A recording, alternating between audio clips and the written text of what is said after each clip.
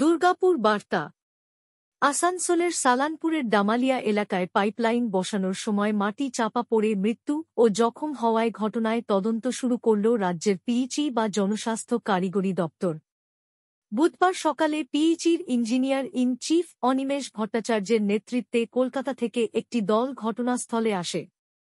তারা গোটা এলাকাটি ভালো করে পরিদর্শন করেন। আশপাশের লোকদের সঙ্গে কথা জানার চেষ্টা করেন মঙ্গলবার ঠিক কী ঘটনা ঘটেছিল। তারা একই সাথে কথা বলেন পাইপলাইন বসানোর বরাত পাওয়া বেসরকারি ঠিকা এজেন্সির কর্মী ও আসানসোলের পিএইচির ইঞ্জিনিয়ার সঙ্গে। এদিকে এদিন সকালে আসানসোল জেলা মঙ্গলবারের ঘটনায় মৃত ৩ যুবক ঝাড়খণ্ডের রাজ্জাক শেখ, রোহিত শেখ ও নীতিশ পাসওয়ানের মৃতদেহর ময়নাতদন্ত করা হয়। পরে পুলিশের তরফে ৩ জনের মৃতদেহ পরিবারের সদস্যদের হাতে তুলে দেওয়া হয়। ৩ জনের মৃতদেহর ময়নাতদন্তের সময় আসানসোল জেলা হাসপাতালে ছিলেন পিএইচির অ্যাসিস্ট্যান্ট ইঞ্জিনিয়ার।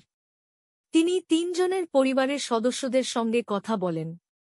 পরে পিএইচির তরফে আর্থিক ক্ষতি পূরণ হিসেবে ৩ জনের পরিবারের হাতে ৪ লক্ষ টাকা করে চেক দেওয়া হয়েছে। একই সাথে এই ঘটনায় আহত এক যুবকের পরিবারকে আর্থিক ক্ষতি পূরণ হিসেবে ২ লক্ষ টাকা দেওয়া হয়েছে।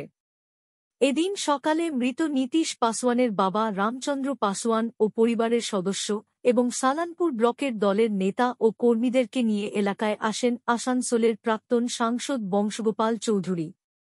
তিনি সবকিছু খতিয়ে দেখার পরে রীতিমতো উদ্বেগ ও ক্ষোভ প্রকাশ করেন। তিনি বলেন, এখানে কোন নিরাপত্তা নেই। এই এলাকা ধস কবলিত। এখানে জল প্রকল্প করার আগে পিএইচির উচিত ছিল সবকিছু পরীক্ষা করে দেখা।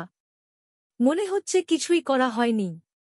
আমরা এর তদন্ত চাইছি। তিনি আরও বলেন, আমরা মৃতদেরকে পরিবারকে ২ লক্ষ টাকা করে ক্ষতি পূরণ দেওয়ার দাবি করেছি। শুনেছি ৪ লক্ষ টাকা করে দেওয়া হয়েছে। তবে শুধু আর্থিক ক্ষতি পূরণ দিলে একজন করে চাকরি দিতে হবে। আমি ইতিমধ্যেই একাধিক দাবি নিয়ে পশ্চিম বর্ধমানের জেলাশাসক এস পন্নাবলম ও পিএইচির ইঞ্জিনিয়ার ইন চিফকে মেল করেছি। পরে এলাকা থেকে বংশগোপাল চৌধুরী আসানসোল জেলা হাসপাতালে আসেন। তার সঙ্গে ছিলেন সিপিএম নেতা পার্থ মুখোপাধ্যায়। জানা গেছে, কুলটির বাসিন্দা মৃত নীতিশ পাসওয়ানের মাত্র ১.৫ বছর আগে বিয়ে হয়েছে। ৬ মাসের একটা সন্তান আছে। নীতিশের মেশমশাই দামোদর পাসওয়ান বলেন, আর্থিক ক্ষতি পূরণ হিসেবে যাই দেওয়া হোক না, তাতে কি হবে? আমরা চাই পরিবারের একজনকে চাকরি দেওয়া হোক। একই দাবি করা হয়েছে বাকি ২ জনের পরিবারের তরফে। এদিকে এলাকা পরিদর্শনের পরে পিএইচির ইঞ্জিনিয়ার ইন চিফ বলেন, ঠিক কী কারণে এই ঘটনা ঘটেছে তা তদন্ত করে দেখা হচ্ছে। পিএইচই সবকিছু গুরুত্ব সহকারে দেখছে। তিনি আরও বলেন, মৃত ৩ জন ও আহত একজনের পরিবারের পাশে পিএইচই আছে।